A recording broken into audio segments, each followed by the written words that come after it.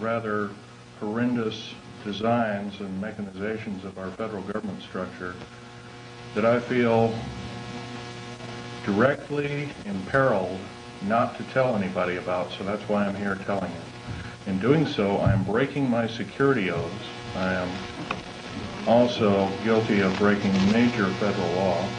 How long I'll be able to do this, anybody's guess. However, I would like to mention this talk is going to be broken up into 4 main topics. And each of these topics will have some bearing on what you people are involved in, you patriot people, or even some of you people that aren't patriots that may be leaning in that way or considering it. I want you to know these United States are a beautiful place. I've traveled in over 70 countries, and I cannot remember any country that has the beauty as well as the magnificence of its people like these United States. Give you an overview of basically what I am. I started off, went through engineering school, which half of my schooling was in the field. I built up a reputation for being a geological engineer as well as a structural engineer with both military and aerospace applications.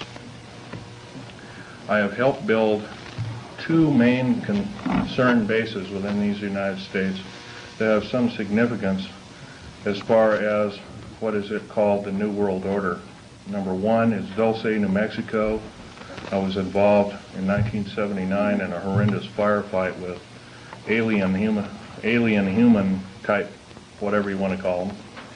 And I was one of the survivors. I'm probably the only talking survivor you'll ever hear. 2 other survivors are under close guard somewhere in these United States. One is not in very good shape. He's living in Canada. So I'm about the only one around that knows the firefight, that knows all the detailed files of the entire operation. 66 Secret Service agents, FBI and the like, Black Berets died in that firefight. I was there. Number 1, part of what I'm going to tell you is going to be very shocking. Part of what I'm going to tell you is probably going to be very unbelievable.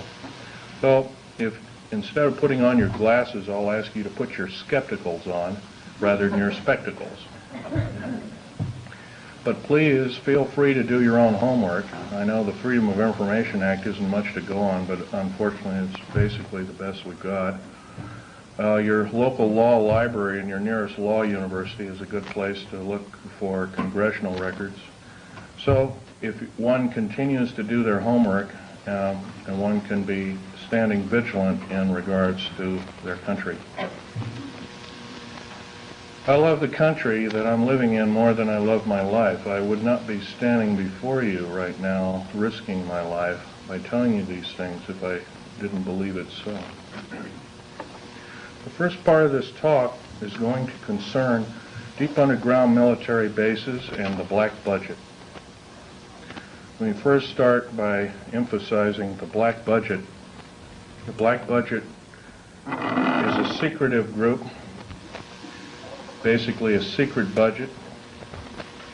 It garners 1/4 of the gross national product, the entire gross national product of these United States. At present, the gross national product is around $5 trillion, so 1/4 of that's about $1.25 trillion per year. At least 1.023 trillion, and I say at least, is used in black budget programs like deep underground military bases. Presently, there are 129 deep underground military bases in these United States. Is this our? No, this one doesn't work.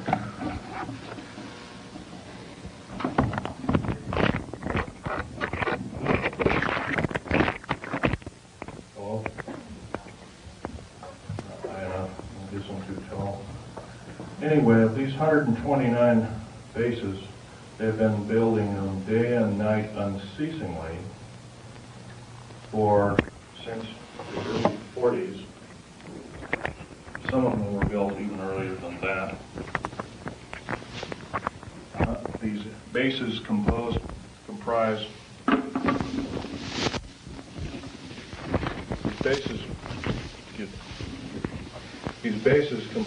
basically of large cities underground. They're connected by high-speed monorail magneto-leviton trains that can go up to Mach 2. Several books recently have been written about this activity, all of which is verifiable through bibliography. I think Al Bielek will, unfortunately, Al Bielek has my only copy is Al Bielek here, by the way? Al Bielek? Yes, please do. Richard Sauder's book, he's a PhD architect, and he alone also is risking his life by talking about this. He worked with a number of government agencies on deep underground military bases. Okay, there are 129 of these in these United States. In and around where you live, in Idaho, there are 11 of them. It's a very large number. The average depth of each base is roughly a mile deep. They are basic whole cities hollowed out underground. They are somewhere between 2 2/3 cubic miles and 4 1/4 cubic miles hollowed out underground. You might ask how this is done. Well, right now they have laser drilling machines that can drill a tunnel 7 miles in one day. Obviously, we the public have been misinformed. We're not told about this. But unfortunately, I don't believe these things. The black projects, as we know them, sidestep Congress, which is illegal. Right now, the New World Order is depending upon these bases, and if I'd known it was the New World Order involved, I wouldn't have had anything to do with them. I was lied to rather extensively. So, basically, the technology as we know it for every calendar year that goes by, every 12-month calendar year, the military technology increases about 44.5 years. This is why it's easy to understand that back in 1943 they were able to create through vacuum tube technology, a ship that literally disappeared from one place and reappeared 400 miles later in another place. My father, Otto Oscar Schneider, there's an interesting story about him. He fought on both sides of the war. He was originally a U-boat captain. He was captured. He was captured by the French. He was turned over to the United States Army. He was turned over to the United States Navy. He was repatriated here to Cocoa Beach, Florida, and Fort Lauderdale, and taken up to Philadelphia Navy Yard thereafter. And he was a master machinist as well as an MD doctor. He later became an MD doctor and never did anything with it. But basically, he was involved with different kinds of concerns, such as A-bomb and H-bomb and Philadelphia experiment and these other kinds of projects. His groundwork, he invented a camera, a high-speed camera that took pictures of the first atomic tests in Bikini Island on 12th of July 1946, to which I have original photographs of, which show unidentified flying objects fleeing the bomb site at a high rate of speed. Bikini Island at the time was infested with things in various depths of its waters. The natives always saw them. The natives had problems with their cattle, or basically pigs is what they raised, and other things. Though this story has never come out, this is basically what happened. So at that time, through General MacArthur and others, they felt that In fact, General MacArthur was coined in saying the term, the very next war we have will be the war of, not with people from planet Earth, but from aliens or people from other planets. And this man was, if we hadn't had him during World War II, we wouldn't be here today. Anyway, my father had laid the groundwork with theoreticians about the Philadelphia experiment and other experiments. What does that have to do with me? Other than the fact of that, all I can say is that if it wasn't for, see, he never told us kids this, and he kind of kept it secret until a couple of weeks before he died. I kind of regretfully say that. I don't agree with what he did on the other side of the pond in Nazi Germany, but I'll tell you one thing. I think he had a lot of guts in coming here and doing what he did. He was hated in his own land. In fact, there was a $1 million in gold reward for anybody who could kill him. Just bring the picture back of the dead person, and it never happened. Anyway, back to topic number one is d.u.m.b. bases, or deep underground military bases. We've been basically lied to, folks. We've been lied to a long time. Number one, the alien question. Nobody really knows the truth. We've been ruined by Madison Avenue, has painted a very unrealistic picture of what's going on with outer space aliens and the inside of government, especially at Groom Lake. This particular facility, the hat shows, this wasn't the original insignia. This is kind of like a local fish wrapper type insignia. The original insignia had a skunk on it because I was part of the infamous skunk words. So anyway, this particular base originally is housed up to 117 live alien critters, or whatever you want to call them. Right now, it's not housing much of anything. Most of the stealth hardware has been removed. They moved it over to Kirtland Air Force Base. First of all, I want to tell you about aliens and the alien agenda. Back in 1954, under the Eisenhower administration, the federal government decided to circumvent the Constitution of the United States and form a treaty outside of the borders of the United States, within the borders of the United States, basically a treaty from entities outside of the borders of the United States, and it was supposed to be secret. It was called the Greada 1954 Treaty, G-R-E-A-T-A, Greada 1954 Treaty. That basically said that the aliens could take a few cows and test their implanting techniques on a few human beings, but they had to give detailed lists of the people involved, etc., etc. Slowly but surely, the outer space aliens slowly altered the bargain until they decided they wouldn't go by it at all. And back in 1979, this was a reality. The firefight occurred kind of quite by accident. I was involved in, we were building an addition to the deep underground military base at Dulce, New Mexico, which, by the way, is probably the United States deepest base. It goes down 7 levels over 2.5 miles deep. But at that particular time, we had drilled 4 distinct holes in the desert ground, and we were going to link them together with shape charge explosives.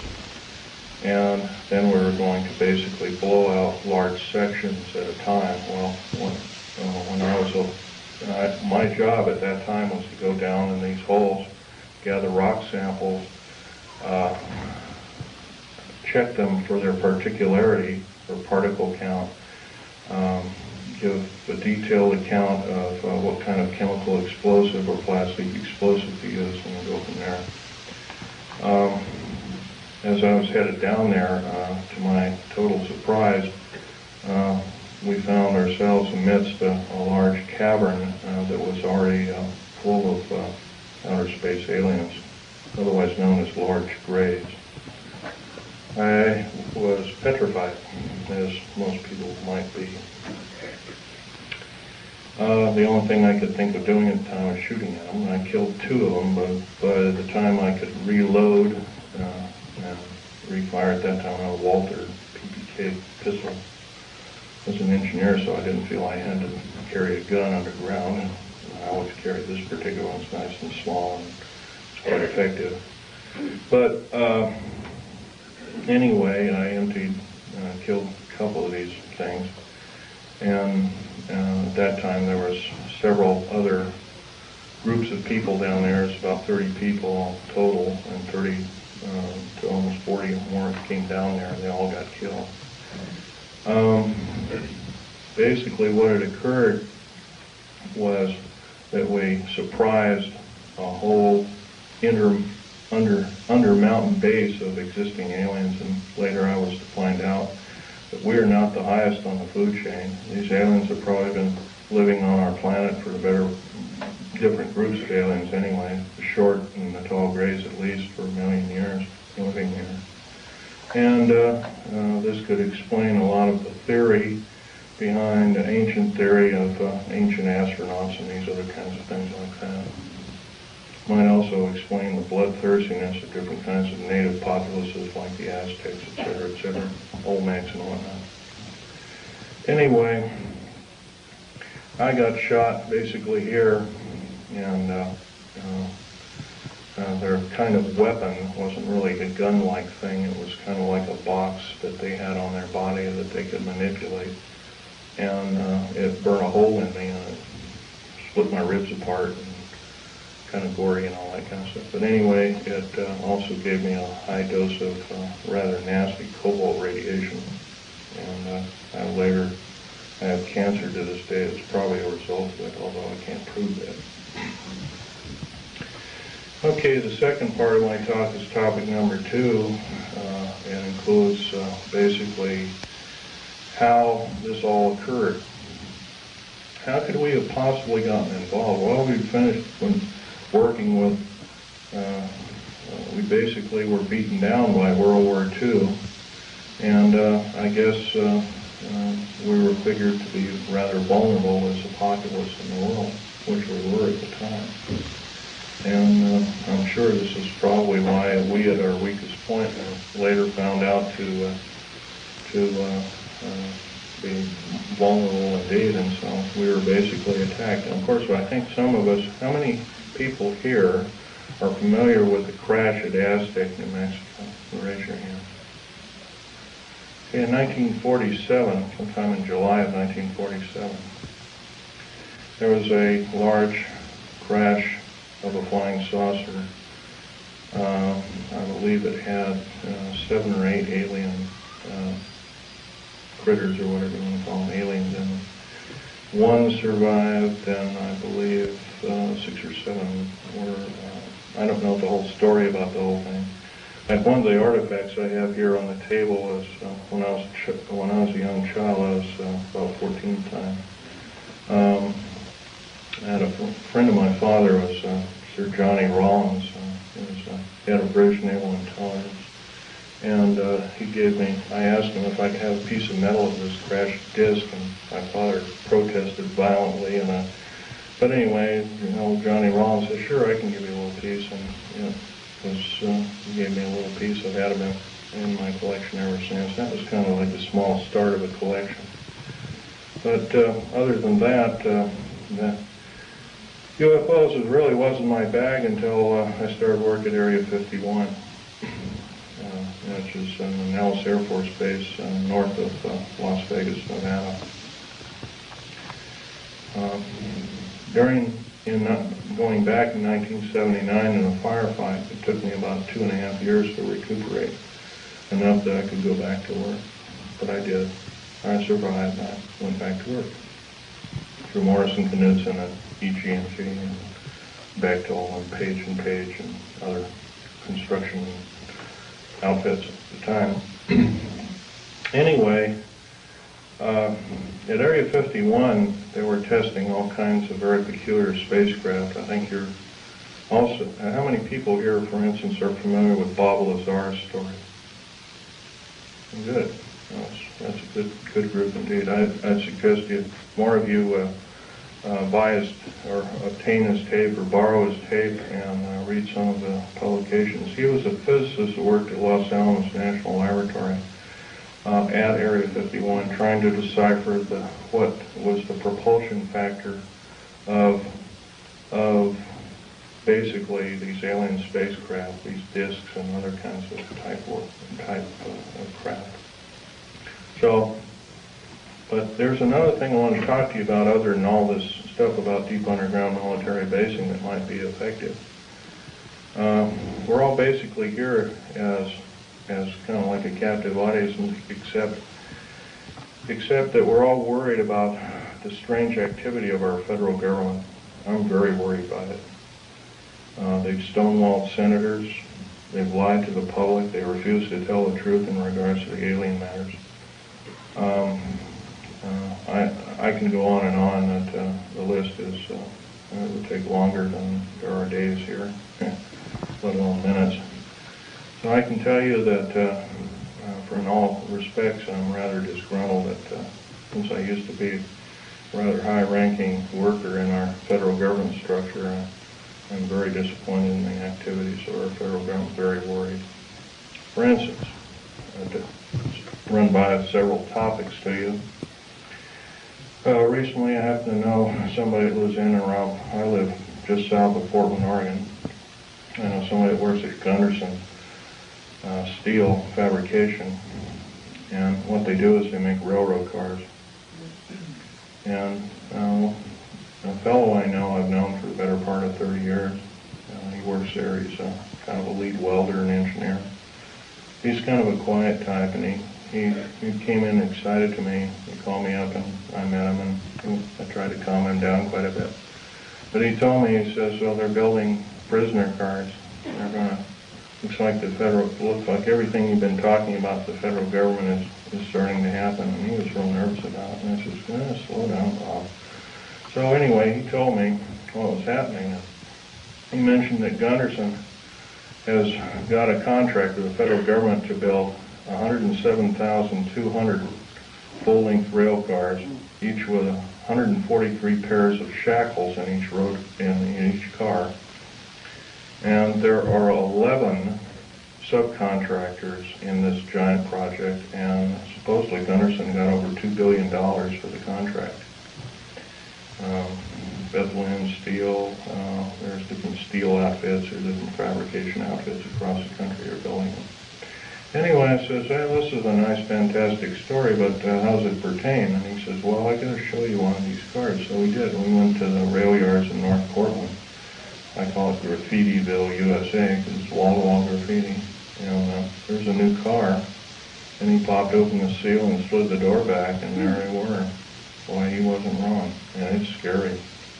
Now, if you multiply 107,200 times 143 times 11, you'll come up with a monster figure of about 15 million. 15 million is about the number of interested people that I would consider patriots of these United States, and other interested people that don't like seeing what's going on with our federal government, that want to do some serious changing but can't do it.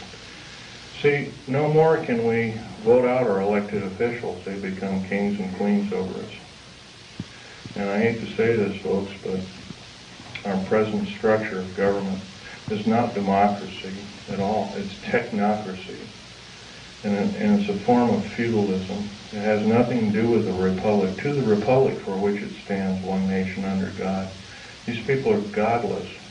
They've voted out, they've legislated out prayer in public schools. First of all, the public school system is a disgrace, but here they voted out prayer. It used to be before you started class in grade school, you'd have a little prayer. That's kind of a neat thing. So now you can't do that. It's against the law. If you do that, by the way, you can get fined up to $100,000 and you can get 2.5 years in prison. Now, somewhere down the line, I don't believe this is very prudent. I believe that we deserve better. We can do better. I also believe that our federal government now is running the gamut of enslaving good, freedom-loving people of these United States. I love these United States more in my life. That's why I'm talking about this to many people as I can find. I'm not a very good speaker, but I can tell you, I'll keep shooting my mouth off until somebody puts a bullet in me, because I'll tell you, it's worth it to talk to a group like this or any other group about the atrocities of our federal government structure. Now, that's only one problem. There are other problems. How about the deep underground military bases I've been talking about? I'm going to show you a number of things that I've collected here as kind of statistics, and just bear with me here. I'll drop the mic here. We have stealth black jets, and here are the different code names for them. There's 29 prototypes, different prototypes presently. Cost per biennium is roughly somewhere around 1.6 trillion. I did this compilation in 1993. Budget from U.S. Congress 5-year plan that we're told about is $247.6 million. You couldn't buy the spare parts of all the black helicopters and the F-117As and the B-1, the B-2 bomber, and all the other 24, 25 prototypes. Couldn't even get the nuts and bolts for that. So we've been lied to, folks, and I know we can do better. Black budget garners this figure, roughly $1.25 trillion every 2 years. Trillion. I'm not talking billion, folks. Trillion. If you don't know what a trillion is, it's 1,000 billion. It's a big number. If you were to regard that in dollar bills, it would be 11 tons of dollar bills. That's how big a trillion is. Okay. The black budget literally means hidden budget. The U.S. Congress never sees the books of this clandestine pot of gold. Contractors of stealth, and I've listed quite a few here. EG&G, Westinghouse, McDonnell Douglas, Morrison Knudsen, Wackenhut Security Systems, Boeing Aerospace, Lorimar Aerospace, Aerospatiale of France, Mitsubishi of Japan, also Mitsubishi Heavy Electric Industries, Ryder Trucks, Bechtel, IG Farben, that's a chemical company, plus a host of hundreds more. Is this what we're supposed to be living up to as freedom-loving people of these United States? I don't believe so.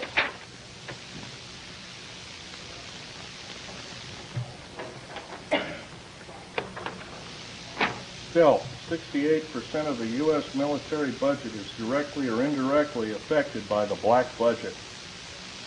Star Wars, otherwise nicknamed Star Wars, Strategic Defense Initiative, relies heavily upon stealth weaponry. By the way, none of this would have been available without us taking apart with a fine-tooth comb crashed flying saucers that either we downed or they crashed themselves into our deserts. None. All these materials on the table, some of which are formed by our space shuttle. By the way, you might ask, what's it shuttling? Well, it's shuttling large ingots of metal that are used, that are specially milled down. First of all, they're milled in the confines of outer space. Most of these metals cannot be produced on the planet. They need a near vacuum of outer space for their production. That's what we're shuttling. We're not even, folks, we're not even getting a semblance of what I'd call pablum. We're not being told anything close to the truth. I believe our government officials have sold us down the drain, lock, stock, and barrel. And by the way, up until several weeks ago, I was employed in the United States government with a r.i.p 38 clearance factor. It's one of the highest in the world. Excuse me, questions later. Microphone, we can't hear you. Can't hear me? Okay. Well, anyway, this microphone is, I'm a tall person, this microphone doesn't get up any further and it's kind of hurting me. Anyway, another thing about Strategic Defense Initiative.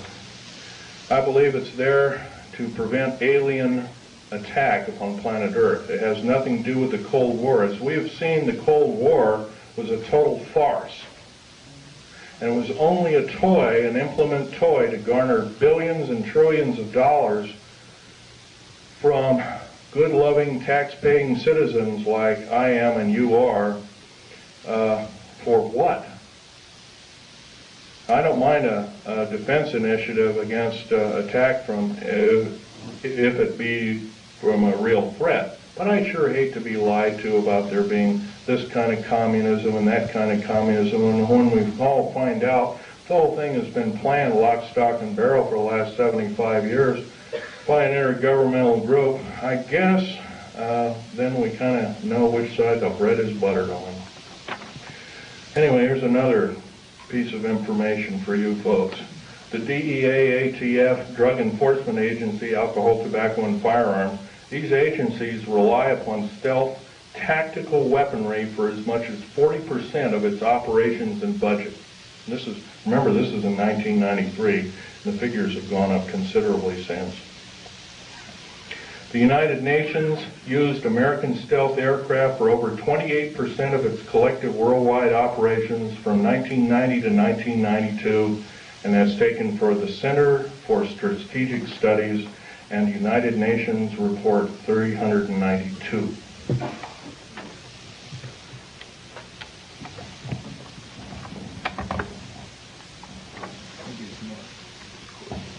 Yeah, I would appreciate that, because I'm having to bend over here and it really hurts.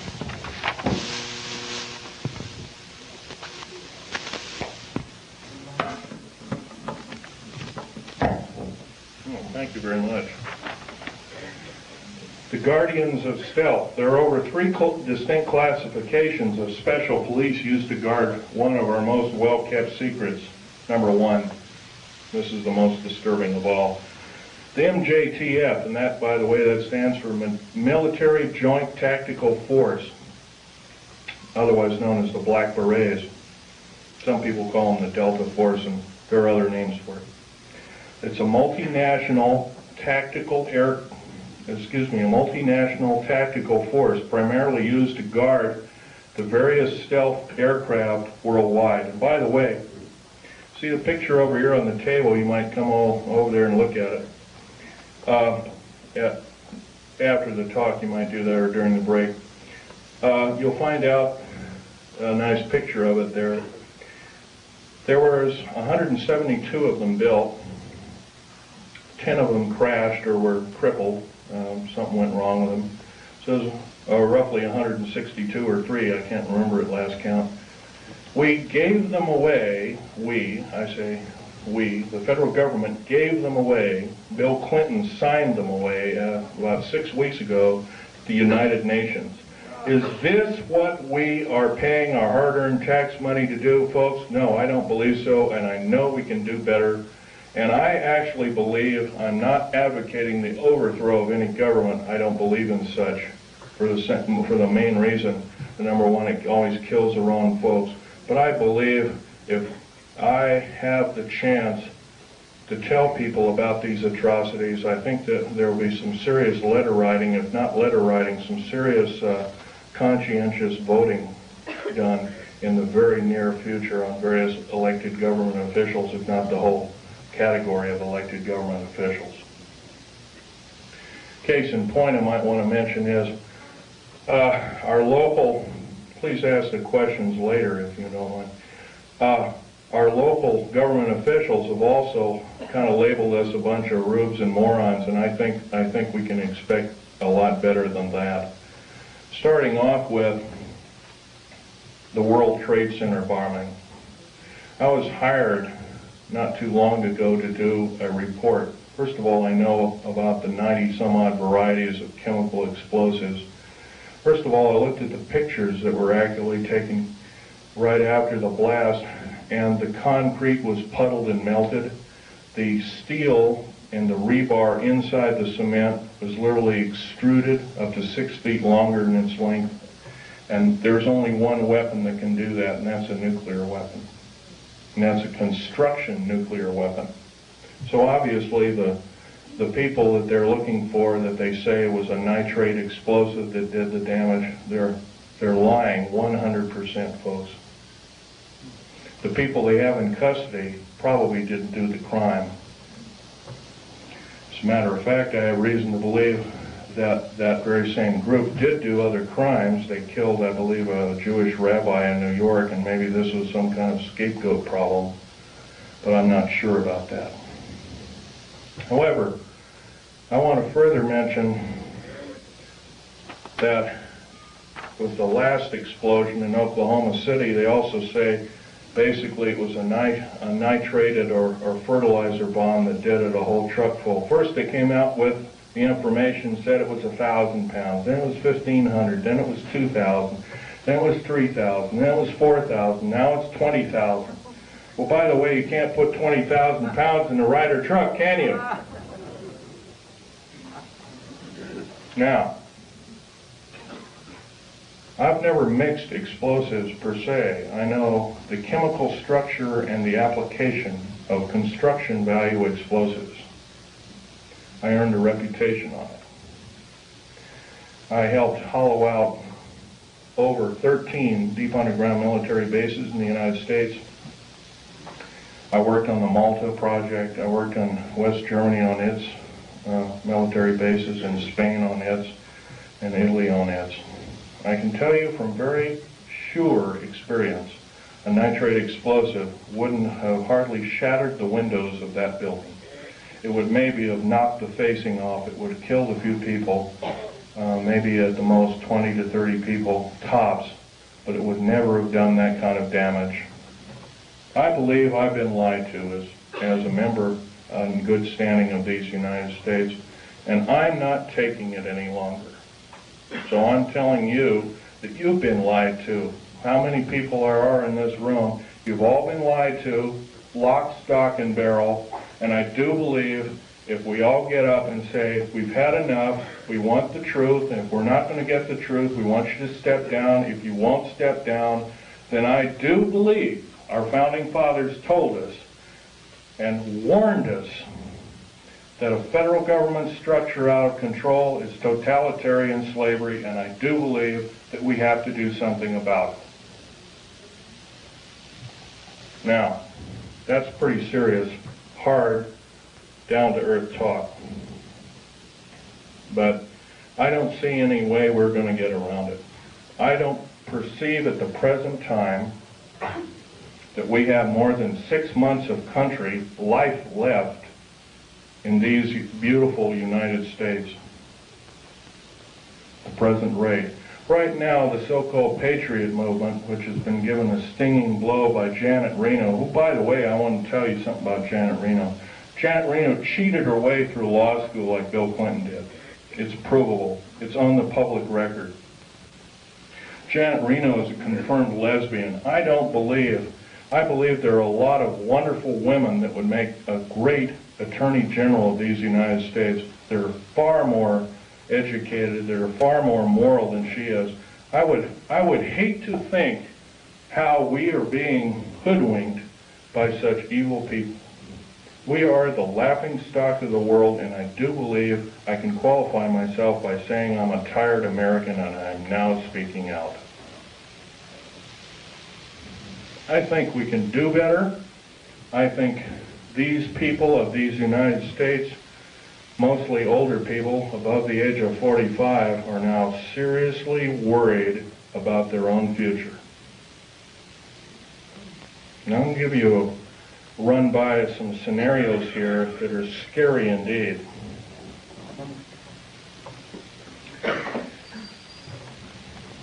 The United Nations is a world dictatorship body, period, plain and simple. It is housed in the United States. By the way, some years ago there was an interesting thing that happened. The United Nations sent the Uncle Sam, in quote Uncle Sam, a bill for $8 billion. So the Uncle Sam, the federal government, sent the United Nations a bill for $200 billion. They haven't paid one nickel of rent on prime real estate in New York City. They have special trains that shuttle all these diplomats around. One of my best friend's wives and her 2 little boys was killed by a drunken diplomat from Kuwait. who, by the way, our law, by the way, has no effect. I'll tell you another thing. Military law on military reservations has no effect. Public law on military reservations has no effect. Once again, our wonderful, beautiful, thin sheet of paper called the United States Constitution and another nice thin sheet of paper called our Bill of Rights has been trampled on beyond repair. We have to stand up and say, this is enough, and you as elected officials are going to obey the Constitution of these United States. Number one, by first limiting the amount of your service to our federal government. Like one term. One ping only, as the Navy would say, one ping only. By the way, one term is plenty. Because if you're an evil person, one term you can do a lot of harm. If you're a good person, you can do a lot of good. Two ways of looking at it. Our elected government officials have sidestepped the whole thing and says, well, with so-called Contract of America. Let me run this scenario by you, folks. Contract of America is the exact terminology that Adolf Hitler used to subvert his people in 1931. I believe we're not of that same caliber. I believe we can do better. Another thing, the contract with America is a last-ditch effort by our federal government structure to tear away the Constitution of these United States and the Declaration and the Bill of Rights. A Declaration and a Bill of Rights, rather.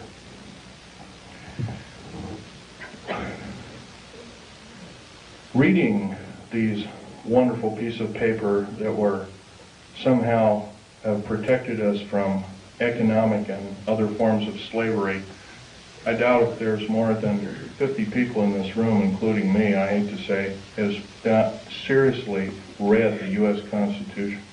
That's a national disgrace. I'm beginning. I picked up a book out of a library and I photocopied it. I'm reading it extensively. Our founding fathers separated church and state. It did not legislate any form of judgeship or judge body to say that we cannot pray either in a school, on federal government property, and by the way, you cannot pray on federal government property. If you do so, you're in violation of federal government standards and laws, and you can be guilty of a $100,000 fine and 20 years in prison. I do believe the people that are now in charge are atheists. And if they are not atheists, what are they? I think we can do better. Another thing I want to blow by your ears is the fact that a lot of you have probably seen in different areas black helicopters. There's over 64,000 black helicopters in these United States. For every hour that goes by, there's one being built. Is this the proper use of our tax money? I don't believe so. What in the heck does the federal government need 64,000 tactical helicopters for if they are not trying to enslave us? I doubt if the entire military government structure needs 64,000. Worldwide, supposedly over 230 countries. I doubt if all the world needs that many helicopters. Stealth aircraft, for instance. The F-117A, there's 157 of the son of a guns going around. You know their sole purpose is? They're all loaded with LIDAR, L-I-D-A-R, and SEER, computer-enhanced imaging radar. They can fly over your house. They can see you walking from room to room. They can tell if you've got an old antique rifle on your mantelpiece. They can see objects in the house with a variation, limit and capability of 1 inch to 30,000 miles. That's how accurate this is. Is this the proper use of our tax money? I would say not. Now, I worked in the federal government for a long time. I know exactly how these people handled their business. Every time I did a job, worked in a federal government installation, I was given a battery of 17 psychological and 8 other forms of tests. First of all, we're supposed to be the militia, but somehow up jumps the Brady bill and other evil bills like it. I don't agree crazy people should be shooting firearms, but on the other hand, I do believe in vigilance. And vigilance is guided by a good spirit who knows the difference between right and wrong, who loves God, who loves talking to God, regardless of what religion we are. And by the way, there's probably in this room, there's at least a dozen different kinds of religions. I might be wrong. But I'll tell you, they're all good. God doesn't respect what religion you belong to, contrary to what you may have been told. I can tell you, though, that if we are to allow the atheist federal government structure to enslave us, we won't have this opportunity any longer. We have to do something about it. How are we going to do something about it? Well, some of us are attorneys in this room, perhaps, maybe one or two of us. Maybe somebody works for an attorney. Maybe somebody knows somebody who is a good attorney. I know that seems like a hard number to come up with, but there are a few of them out there. Maybe somebody knows a senator or a congressman or has had help by such. There's one outstanding in Oregon. His name is Mark Hatfield. That man helped me fight the federal government. See, my father left me these pictures of what he took at Bikini Island, Operation Crossroads. And I'm going to have this one out on the table. It's the original. I'll ask you please carefully handle it and try not to put too many fingerprints on it. Right over here, and I'll point to it, and I'll point to it. Hey, Echo. Is a structure that is an unidentified flying object. This was taken 12th of July, 1946. Federal government at that time knew all about flying saucers, what they were and what their agenda was, and how they wanted to control us by world domination. Without question, they knew about it. Let's get on. Al Bailich is our second speaker. He worked in a very secretive government operation called the Philadelphia Experiment. Well, so did my father, by the way, and I didn't know this until on his deathbed, and I now have the picture proof of it. Also, I have a picture of a supposed non-human alien called Val Thor that worked for the Pentagon. He still works for the Pentagon. In 58 years, he has not changed. He still looks young. Something's wrong. I don't know if he's doing it under duress or what, but evidently he's still there. Don't know what kind of alien he is, but he's about a few inches shy of 8 feet tall. He's very bright. He's worked in the Department of Defense and the Pentagon for, I believe, 58 or 56 years, one of the two figures. So don't tell me, folks, don't tell me, federal government, that this isn't so, that when we see something in the night sky that doesn't add up to an aircraft, that it's a weather balloon, or that we're mistaken, or I'm crazy, or we're crazy, because it's not. You've been lied to, you've been cheated, you've been stolen from, you've been cheated by your public officials, and I think it's time that we not only realize this, but it's time that other people form cells and start talking about this vigorously. If, say, only 5 people in this room are doing what I'm doing, I can't imagine, just 5 people have one talk in 1 year to a group of people like this. In 6 short months, we could reach 10 million people. That's a formidable number. But if I'm just the only one out there talking, it's never going to do it. Right now, before the U.S. Senate, is an anti-terrorist bill. This anti-terrorist bill, by the way, is going to kill the United States Constitution and Bill of Rights by number one. Number one, it will take away, first of all, it will arm the federal government police force. First of all, I think the federal government's got enough police. There's 1,719,000 federal police officers in these United States. That is more that was in either Germany during World War II or Russia under Stalin and Beria.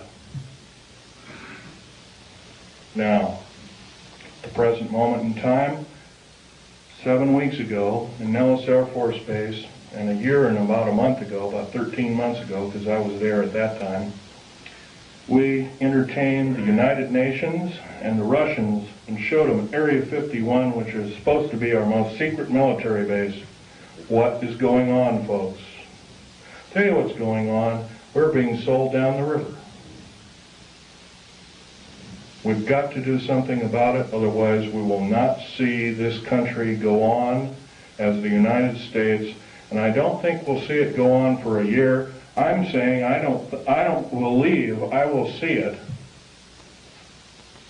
go on as a country in 6 months at present. Because if the federal government has created the World Trade Center bombing and the bombing in Oklahoma City, which is extremely tragic because it killed probably 40 or 50 children. And by the way, I have absolutely no use for a person that hates children. Our Attorney General, Janet Reno, hates children. She hates men, she hates everything but maybe her own kind. And by the way, if anything is outer space alien, it's her. And Bill Clinton. Well, Bill Clinton is just another big liar out there. But Janet Reno, I can't forgive her for what she's done. She's done more as a singular intergovernmental official to destroy this country than any other individual, believe, since the great traitor during the Revolutionary War. What was his name? I'm trying to think. What? Arnold. Benedict Arnold, there we go. Probably find out she's probably distant relation of some sort. Now, what can we tell our government, trusted government officials? I know how rare those are. They're an endangered species. Well, they can first start by getting a bill going that requires all government officials to register. I mean, if they're going to ask us to register our guns and our rights, they have to register their rights. They can register their rights and their guns and their legislative ability through one kind of referendum, number one being they can limit the amount of years that they're in office. If they cannot do this, by the way, if a contract with America, by the way, is really a contract, and all the politicians, or the Republicans or Democrats or whatever you want to call them, to me that's just a label, they left one thing out of a contract. Say you buy a car, or buy a house, or buy something on time, and it's got 10 parts to the contract, and one is scratched out after you've signed the contract. By the way, it's null and void. You don't owe anything. You may even be able to keep the property. By the way, the contract with America is not only illegal, but it's asking us to change the bargain. The only damn things that change the bargain are the damn outer space aliens, etc., etc. and evil people. I think we can do better than this. Now, another thing we can do is require all politicians basically to accept no PAC money of any kind and accept no money from a salary, and that all government officials be basically put on kind of like a selective service. Everybody has to serve in some part of a government structure to some degree. And it's a voluntary thing, and if you've done right, you get paid for it. And if you're not done right, then there are other ways to make sure that you will be punished accordingly.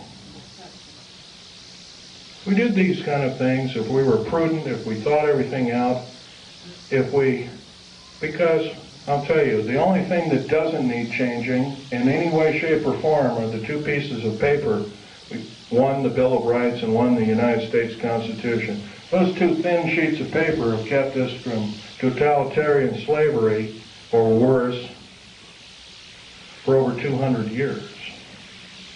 And now they're being seriously threatened by a minority few people who want to reign over us, who want to kill us off, who want to cause us great bodily harm. You realize, in my field, I couldn't even, if I saw something wrong, and I did many times, I had no way to blow a whistle. That's not what our founding fathers taught us.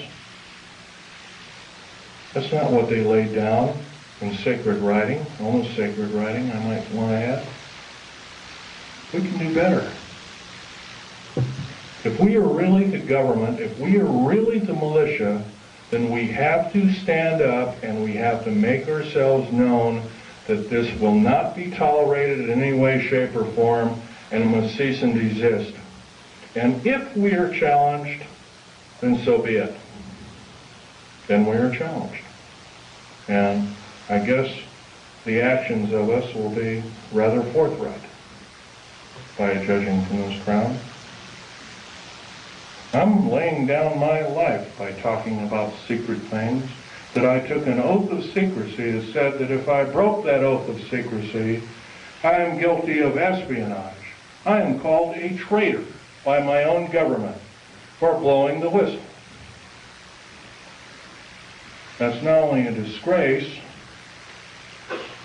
but it's an outrage and has ramifications on everyone in this room.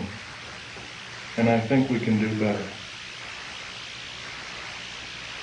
Now, I've talked about a number of topics that are rather controversial. I don't think I've talked about too much about why we're being enslaved. If you remember, there's always been a nice convenient war. If it wasn't World War I, it was World War II. If it wasn't World War II, it was Korea. If it wasn't Korea, it was Vietnam. It's always been a convenient war. When we've gotten a little bit too smart, folks, there's been a war to wipe out the good people that would take over and run our country effectively. There's a lot of times, and we're going to have to face some very serious consequences very shortly. What we call patriot movements in this country are being singled out for war crimes against humanity, and I happen to think there are a few people in these groups that are crazy, but I would say they're an extreme minority. Probably less than 1/100th of 1% or 1/10,000th of the whole. Janet Reno has us believing that all of the people that are in patriot groups are responsible for inflaming the populace, for doing other crimes against humanity, like killing children, innocent children, regardless of race. The unspeakable thing that happened at Oklahoma City is a wake-up call. If we do nothing, if we decide to stuff our gut, to say, well, I don't have to do anything today, I can watch this show on TV or that show on TV, I don't have to talk about, I'll let Bill Schneider or Al Bielek or some other person talk, Bo Greitz or some other person talk about it. Let them do it. If we act this way, folks, we're not going to be around very long. If you got rights out there, you might as well start enjoying them like you've never enjoyed them before, because pretty soon we're not going to have them. We got the wonderful freedom of movement. Driving down the road, and you don't have to show your ID, but slowly that's changing. There's legislation right now in the United States Congress that any person that has worked for the federal government has to have special identification. It's illegal. It's an outrage. And I've already drawn the line, stamped and put my foot down, and I say enough is enough. I've had enough. And I think we can do better. I know we can do better. So I'm asking you, out of this entire group, how many 100 people there are, 150 or so? 5 of us.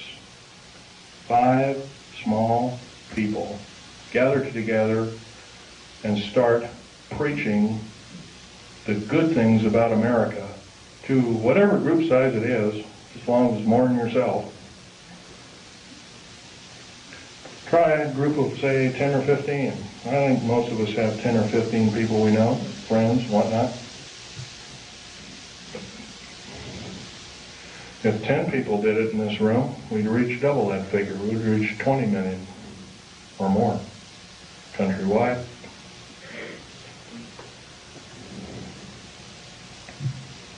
What do we have to do? We have to stockpile weapons and all these other kinds of things. Trouble is with revolutions, they always end up killing the wrong people. Unfortunately, it's starting to look like that might have to be the only scenario to get these parasites off our back. And I'm telling you folks, they are parasites of the first water. They're only out for their own self-gain. And by they, I'm talking about your government officials. Not all of them. There are some that are good. There's some that are honest. There's some that are forthright, that love God,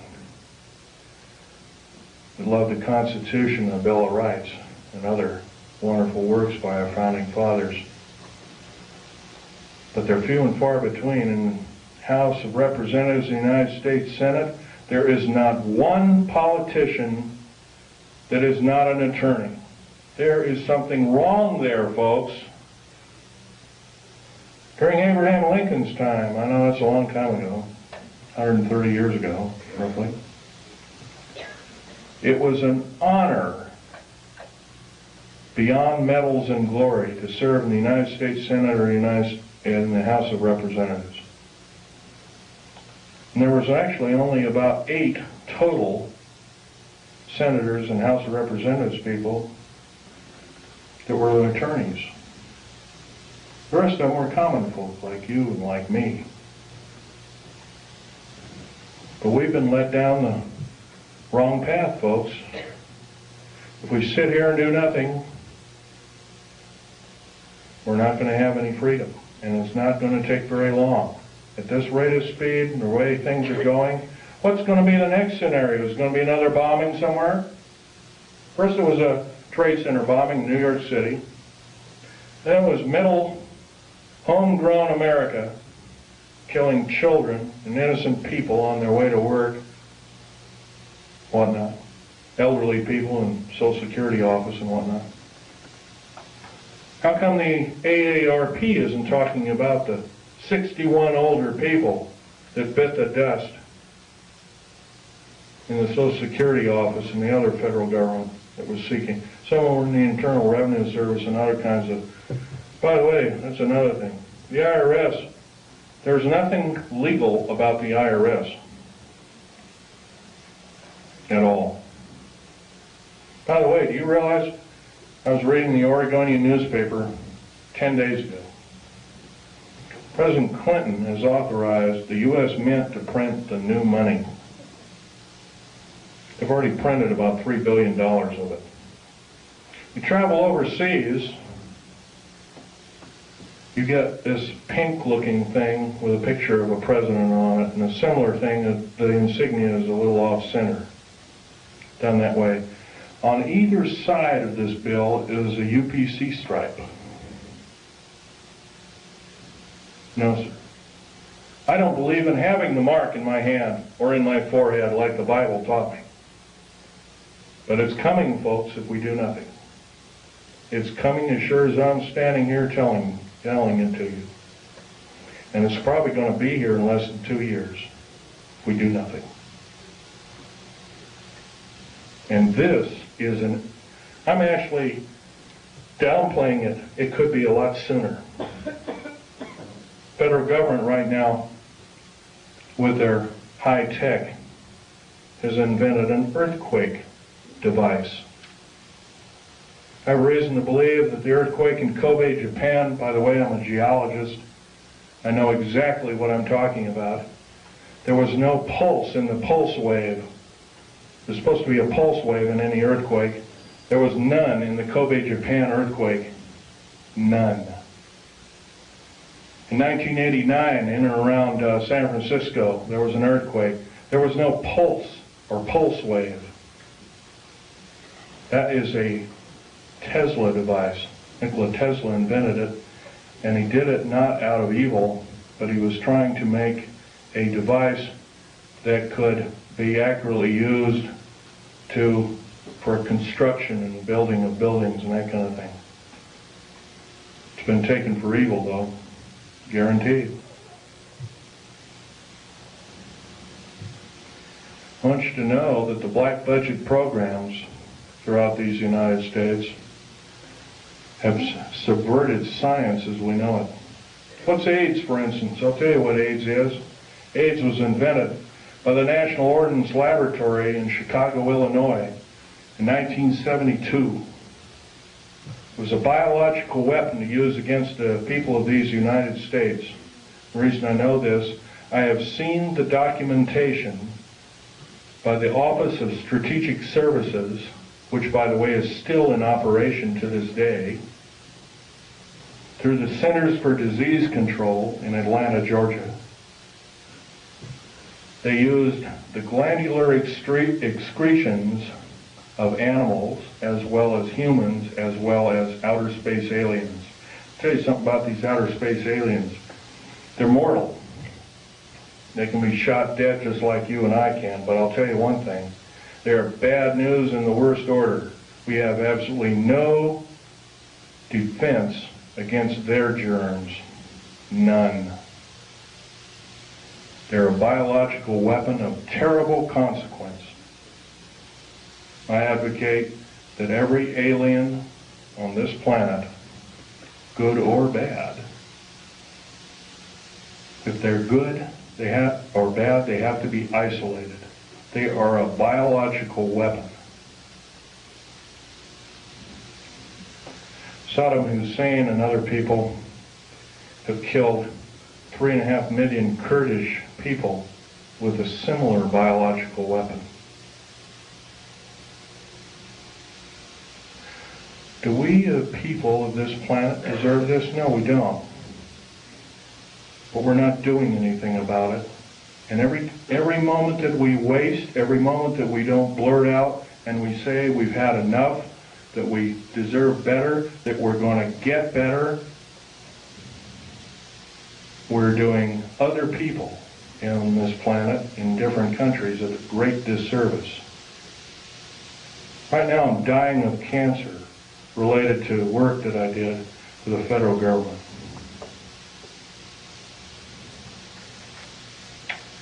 I might live 6 months, I might not.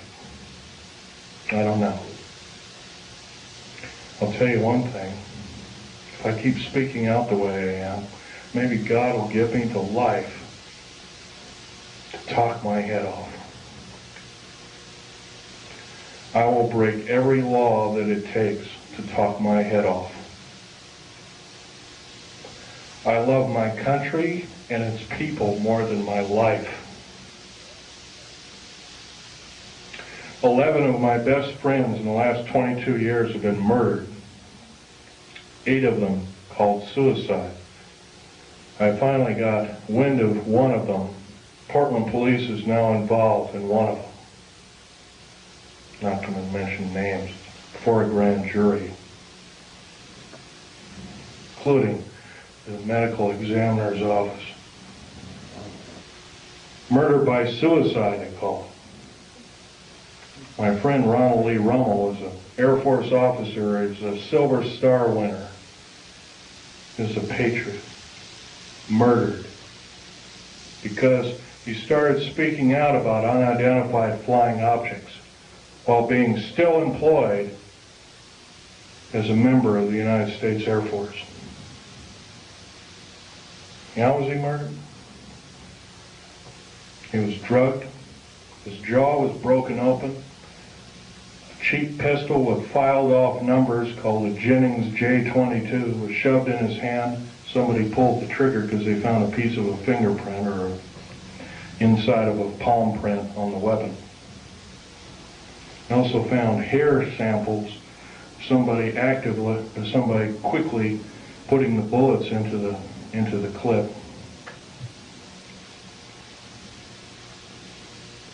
That man saved my life. That man had a family of 5 children. That man was a great person. There's a good chance that when I fly back to Vegas, I have to drive home.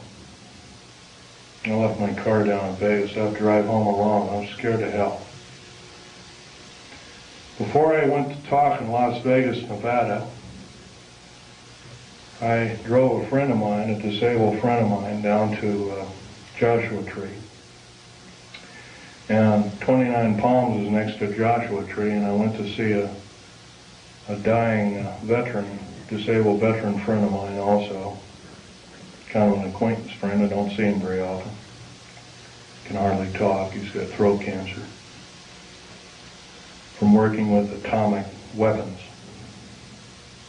Federal government didn't want to pay for it, so he married a nurse whose father has donated enough money to keep him alive for a little longer. Well, after seeing these 2 people, I drove up over the mountains. I had to drive around the mountains and up into them to get to Needles, California. It was followed by 2 government vans, E350 vans with G14 plates, each with a couple of occupants apiece. One had an Uzi. Ready, he was loading it, because I could see it through one of the windows. They zoomed by. I knew exactly what they were. I've already spoken out. I've spoken in 19 talks to present. I've probably reached 45,000 people.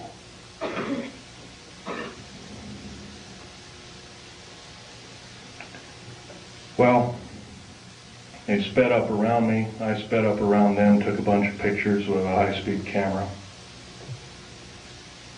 Then they caught up to me, and it looked like they were trying to force me off the road. I have a Ford Taurus sedan. But what they don't know about that Ford Taurus sedan, it's got a police interceptor motor. It's got an 8-liter motor. It'll do 140 in the shade. So I got up above them, and I come to a screeching halt right in the middle of the road. And the road was just wide enough for my car and maybe a foot on either side. There was a deep ravine to the left. There was a shallow ravine about 9 or 10, I'd guess roughly 9 feet deep, 10 feet deep, something like that. On the other side. One of them skidded over, rolled over in the right ditch. One went over to the left ditch. They rolled all the way down. I could hear a bunch of cries for help and crackling and glass, and finally I didn't hear anything. Is this what it's going to take? 2 weeks ago, I had a man come to my Wilsonville apartment, going to arrest me. By the way, I have a r.i.p 38 clearance. I don't know if you know what that means. I only report to 3 individuals with that clearance. President of the United States, head of the CIA, and or a base commander. No one else. This man came to arrest me. and called the sheriff. Said, I can't open the door to you. Open the door or we'll beat it in. I said, if you beat it in, you're at risk of your life. Are you threatening me? Yes, sir, I'm threatening you. I'm going to call the sheriff right now and have you removed. You're threatening my life. Called the sheriff. Sheriff came, Clackamas County Sheriff car came, pulled right behind him. I know this man very well. I would trust him with my life after what he did. He risked his job. He risked a 22-year career with the police department. He went right behind this guy, prevented him from getting out. He threw a bullhorn. He says, you are under arrest. Please come with me and I'll escort you out. He was escorted out in handcuffs to his disgrace. Sheriffs have a lot of power in this country. They can arrest FBI, CIA, DIA, and the like. It's a very good thing. If it was, I wouldn't be here talking to you. Now, I want to end this talk by mentioning we all know what the Patriot Movement stands for. Every one of us loves America. Most of us love America more than our life. Most of us are willing to defend it as we have defended it before. And we'll defend it again and again and again for how many times it takes until we get the objective done. I would like to believe I'm a patriot. I'm no longer employed by the federal government. I took a pair of scissors and cut up my security card and I mailed it back to the SOBs, pardon my French. I wrote a detailed letter and said, my life is threatened in any way, shape, or form. I did this. It's already been threatened. I will consider downloading 140,000 pages of information sensitive to the New World Order, Strategic Defense Initiative, and what it really stands for, and the federal government structure as a whole. I've already begun to do this through the Infonet and the Internet worldwide. I spent $78,000 getting these kind of pictures away from the federal government after my father willed them to me in his will. There all they are, a piece of paper with a few revealing notes on them. Incidentally, Val Thor is this particular character right here. Right here. He hasn't changed a bit in 58 years, thereabouts. I have over 7,000 pictures. I have detailed files and writings. I have alien artifacts and metals. You're only looking at half a dozen of maybe 7,000 that I have. I feel you people have to know the truth as best as I could tell it. Thank you very much.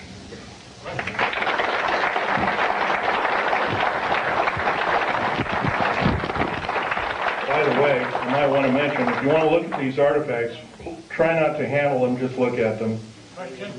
And, Questions still? yes. Thank you. You indicated that you were injured in shooting of a critter.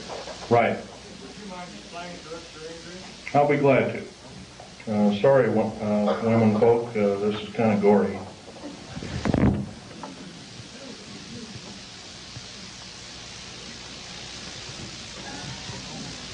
What did you say it was that hit you? Okay. My legs are worse. It was some form of ray weapon that had a high dose of stinking radiation called cobalt, or dirty bomb radiation. I remember the color of the beam. It was a light green, kind of like a light emerald green. Question? You know much about the reverse phase wave? No, I do not. Question? Have you heard the civilian federal transfer center being built in Oklahoma, Louisiana, and I think Michigan? Yes, and I can tell you that there are 50 of them. There's one in every state. Can you describe what their purpose is? Purposes, they are prison camps. Will make Nazi Germany look like a kid's toy. They're very large. As big as they are above ground, they are a minimum of 3 levels below ground. Have you ever heard of Goose Lake, for instance? Goose Lake is a prison. It's a supposed model prison run by Wackenhut. Wackenhut is Fourth Reich Nazi German. They run this entire police state operation in Southern California. It is a low-yield, deep underground military base. It's not military. Wackenhut base, basically. It's buried about 500 feet underground. It is a long runway underground. It's about 3 miles long. It's got 2,700 prison cells in it. There's a track on either side of it. Food and shower facilities are all on. They're kind of like individual cars on tracks, and they service each prisoner. You got to change your clothes once a week. You got to shower once a week. No television, no nothing. Totally underground. Minimum lighting facilities. If you talk, you are beaten senselessly. 2,700 federal prisoners are in it right now. The worst of the worst. I don't know about you, folks. I learned an old song in church. The vilest offender who truly believes a pardon in Jesus is quickly received. I don't believe we or anybody else in these United States has the right to torture anybody. I don't care if they're a murderer, a rapist, or anything else. We should basically get rid of these kind of individuals. But if we do have the guts and maybe a little bit of fortitude to kind of hope that, well, I don't want murder on my hands, and we imprison them, I don't believe this is the way. Question? A comment. It appears that we're way past the 2-year voting cycle to stop what's happening right now. Well, like I said before, start forming cells, enclaves. I hate to say this, enclave has a peculiar, nasty overtone to it. But start forming enclaves, start talking to people, talk your head off. Talk your head off because your life depends on it. I'm not asking you to do what I'm doing. I'm asking you to risk your life for these United States like I am doing. Question over here. You give out your internet address? The fact that Yes, I'll give you my address. These beings are alien in that they come from other planets. Otherwise, we have the theory of being extraterrestrial. Have you in all your studies ever tried to determine whether or not there was an alternative answer? Rather than being extraterrestrial, are they extra-dimensional? And if so, what have you discovered and what authority can you mount to be able to show that as a possibility? Okay, let's take one thing at a time here.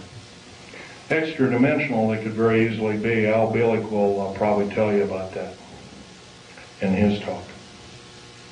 When we blew up the A-bomb tests, and later the A-bomb, Hiroshima, Nagasaki, and all the other tests that took place, we basically opened up a hole in time. And the reason I know this is Al Bielek told me, if you look in an early 1953 Life magazine, you'll find a picture of an A-bomb, and there's a round mushroom cloud, and through the mushroom cloud you can see black space with stars. Unfortunately, those stars don't add up to any known stars in our view. And so Al Bielek was telling me, yeah, that opened up another dimension. And Life magazine almost lost its license to print. But yeah, you're right there. Your other questions, some of which I can and cannot answer, Right now, as much information as I have, I like to say I'm a scientist, but I think that's got a kind of a bad connotation anymore. But anyway, as a scientist, I like to say that in all my studies, I have every reason to believe outer space aliens are another form, another tool, another system of technology to enslave the wonderful people of the United States of America and the world under a one-world government. And this scenario occurred in Nazi Germany and is now occurring in the United States, and it's got to go. Otherwise, we're going to go. Next question over here. What's the reason for the base? The underground? Pretty obviously, if you take all the 129 dumb bases, right now there's actually 131 of them. Take 129 or 131 dumb bases, 10% of them, roughly 14 of them, the largest. They're all cities underground. There's high-speed railways, magneto-leviton trains that attain Mach 2, and Al Bielek will tell you about this in his talk. He's seen them, actually been on one of them. I've seen the tunnels, I've never been on the train. He'll tell you that also that these can house great numbers of people. Well, I'll tell you exactly how many numbers of people. You could get a 106 million man standing army, fully equipped with all the food, water, and provisions for 2 years underground, or however long it took to suffer out a nuclear war or whatever kind of ugly scenario. And that would be enough to defeat anybody in the United States. By the way, there's no place to hide anymore. Black helicopters, and there's so many of them. Not just black ones, I'm talking about military helicopters in general too. They have detection devices. If you got something buried like a cache of weapons or diamonds or gold or money or whatever underground, they've seen it already, guaranteed. They can detect you in an airport. I'm going to blow this one by you too, because this is a nice little tidbit. Right now, if you're carrying more than $1,000 in your pocket, most of us don't, and some of us do, carrying $1,000 or more in your pocket, you are perceived as being an enemy of the United States and or a drug dealer, and you can be arrested immediately in any airport in the United States of America. By the way, if you look at your money, your 50, 100s, 20s, 10s, 5s, whatnot, and even the 1s now, you'll find there's a little thread in there. If you look at it, like on a $100 bill, it'll say 100, and it'll have a little number in the 100, 100, 100, and $100 marks all the way on both sides. It's a little, kind of like a little thing that tells you that the beast is still there. We don't do anything about it, folks. The beast is going to claim us. Every one of us. Okay, question? Any more? Okay.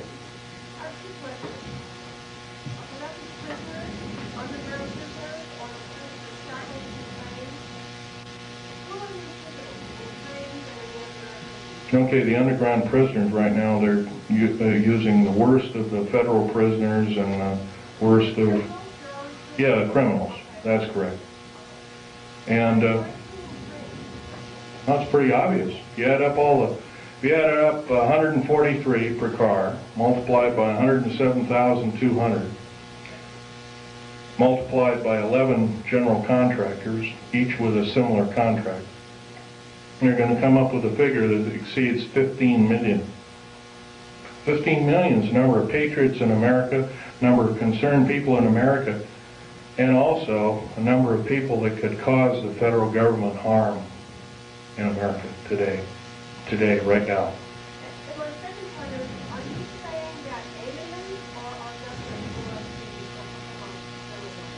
I'm saying our federal government blew up Oklahoma without question. Clearly proven. First of all, what did it? If you look in the pictures of the explosion, you'll find there's a large block taken out near the elevator shaft, and there's a smaller explosion. By the way, a nitrate explosive has a maximum capacity of 20 kips worth of pressure per square inch. A kip is kilotons of pressure, 1,000 tons. So 20,000 tons of pressure per square inch maximum. If you had the whole truck totally packed. Wow. By the way, the federal building in Oklahoma City had some pretty strong girders in it. Girders and pillars and stuff like that. The average federal building, especially a new one like this one, has a tensile strength of 200,000 kips. The only thing to tear it apart like that is either a nuclear weapon or a thermite charged, shape charge explosive. Right now, the only thermite charge explosives in these United States are military operated, and they're housed at Mather Air Force Base in California, near Sacramento. Yes? I read there were 2 explosions still, 8 seconds apart. I wasn't really aware of that, but if there were 2 explosions, I would assume that one was either a reverberant explosion or it was an atmospheric explosion. It was on the seismograph at the university. It wasn't an echo. I'd have to look at it. It's on the back of the sheet I just handed you. Really? Okay. Right there. Okay. And this is the second explosion, is that correct? Right, they're both on there. Right together. They're right Mm-hmm. Well, the truck bomb shows an explosion, once again with no P wave, but it has a scalar wave to it. Could have been a scalar weapon, electromagnetic weapon of some sort. The train explosion, once again, also has it does have a P wave, but doesn't have an N wave. Therefore, it too must be a device. No, that's the train that's going by the university. Oh, it is, okay. It's going by the All right. I heard the director being interviewed, and he said the same thing. There were 2 explosions, and they asked him if it could have been inside, and he said... Well, this one here that says truck bomb. No, that's not the bomb. That's a truck drive by the university. No, this, okay. It says, oh, truck and bomb, I see, okay. The 2 that are marked bomb, once again, have the configuration. It's called the squared sine wave configuration, or Crazy Ivan, as the Navy calls it. Squared sine wave with no P wave, it would have to be a mechanical device, without question. I could prove that, but it'd be kind of boring laying the figures out. Okay, another question? Yes, ma'am. How do you respond to Christians who are apathetic about saying it's all prophesied in the Bible anyway, the New World Order, the Mark of the Beast, and, I want Jesus to come anyway, so, why fight it? How do you respond to that? Prudence. What you know best to be. Pray about it. Prayer. That's the only prudence around worth saving. Next. This lady here has a question. Okay. Is it true, do you know, if they're using a balance for about over 49 that they have colonies on Mars? It's quite a possibility because, for instance, the New World Order and the elite, as we call it, built and funded Hubble telescope. Remember also that telescope, the one that orbited Mars, was supposedly shut down. That was another lie, total lie. Took detailed photographs, totally mapped the planet. I've seen some of the photographs. The face on Mars is a reality. There, at one time there was a civilization. That's been proven. Computer enhancement photograph, and it was broken down by a supercomputer and proved it to be a intelligent made device rather than a hunk of rock with a funny shadow on it that NASA told us. Another lie. Once again, you have to remember it. These people cannot tell the truth. In days past, they were called the sons of Belial, the ones that could not tell the truth. We have to consider them our enemy. Next, please follow. Yes, they do have bases on Mars. Have you heard of that possibly these graves are part of the experiments which our government are doing under base of making the synthetic, all these creatures, but perhaps they're manufactured? No, sir, I can tell you right now that's not so. They have a copper oxide for a blood, similar to an octopus, a cephalopod, or an insect, or a spider. Another thing is their chromosomal structure is totally different. Their cellular structure is totally different. No, sir, that's not true at all. Are there any good aliens up there? Some people think that perhaps... Probably so. There's supposedly a group from that I've heard from different sources, fairly accurate sources at that some of them came from the Pleiades, but right now they're supposedly having an all-out war with the Greys, and they had to leave us, and they left us anywhere from a couple of years ago to 4 years ago. I haven't really studied that in. I've been talking about other things lately, so... Some people think they're here to rescue us if that whole thing blows up. Don't count on it. Question? Can you give out your internet address for the access information you're downloading? No, sir, I cannot do that. You'll have to go through the internet and do it yourself. That would be giving myself away to the beast, and I can't do that. Question? Is it possible that this gentleman here in front here made a statement regarding the attitude of a lot of people who are Christians? Is it possible that you are taking a study called eschatology, end time phenomena, prophesied by Daniel, prophesied by Isaiah, subject to the Olivet Discourse, and subject to the book of Revelation. It does talk about kind of things that are going to come to judgment on the earth, Israel, the Antichrist, and those who are unbelievers. Is it possible? These things will probably come to truth, come to pass. But to use eschatology as a weapon of fear in order to get people to act is not what the scriptures talk about. That's correct. That's correct. You can't do it that way. The fact of the matter is that in Christ we have liberty from those kinds of things which are going to befall the earth, because there's no condemnation for those who are in Christ. So it says. But to try to say that we are people who are subject to this condemnation is not a full understanding of eschatology. I would agree with your statement. There is one thing, though. I love America. I'm only one person. I'm only human. I can make mistakes. I'm not perfect. God is perfect, as much as I know. I will say one thing, though. Keep reading the Bible, and it'll just make your heart purer and purer. It'll also improve your prudence, and improve your state of mind overall. Would it be more profitable to get further into Christ and get further into ourselves? And let the world and all the good people in this country go to waste? No, sir, I cannot believe that, nor will I possibly ascribe to that in any way, shape, or form.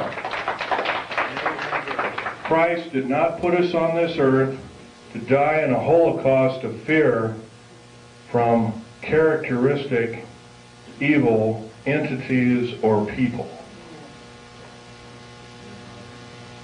No, sir, I cannot believe with that particular statement.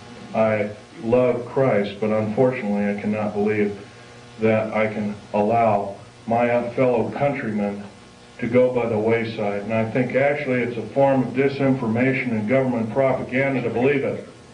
Next. Yeah. Okay. Comment. The Idaho Constitution has a provision for the militia.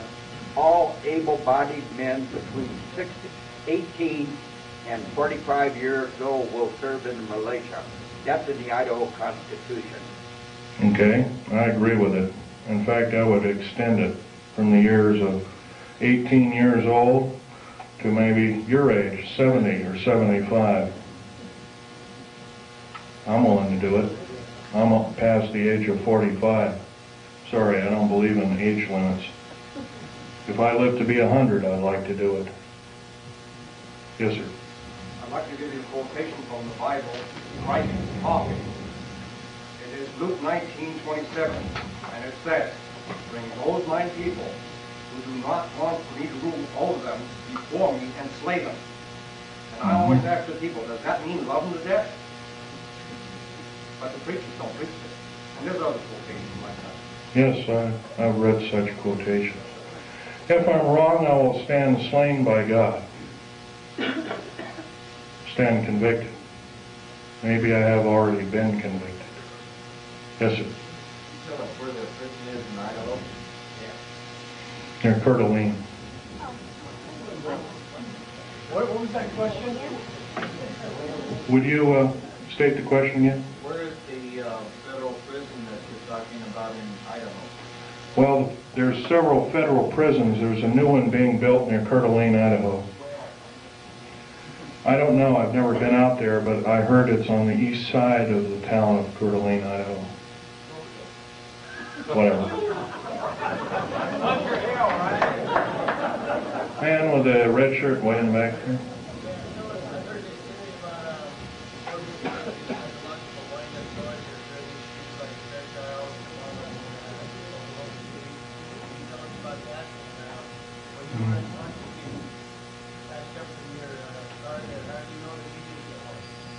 I don't.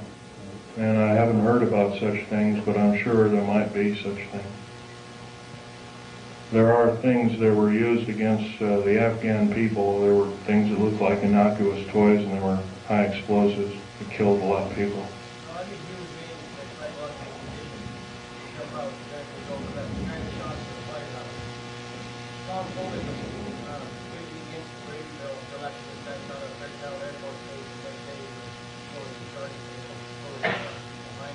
You can bet your bottom dollar that this is some form of a setup of American people's rights, without question.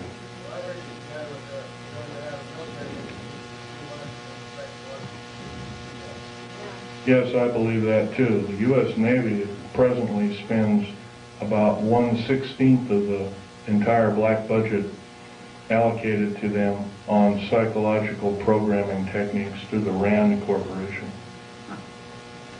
Next question. This lady. Okay. I can only take one more question, so this way. The ones actually, were victims of these bombings who did it. I don't know anyone else. I personally don't know the name of the person who did it, but... it takes the government and let them start getting this other side of it. And Well, this is a difficult task, ma'am. The best thing that can be done, yes, I would say yes, that is true. We can get the word out. But it's better to get in groups of people and tell your friends the best that you know how to say it. And go from there. But other than that, yes, that would be the best thing. Right. Well, unfortunately, I'd like to say, yeah, go ahead, write everybody until the cows come home. But right now, as the way things are going, that might not be your best bet. You might be targeted as an extremist or something like that. Okay, last question. This is the last one. I'll be more than happy to speak to any area at any time. Thank you.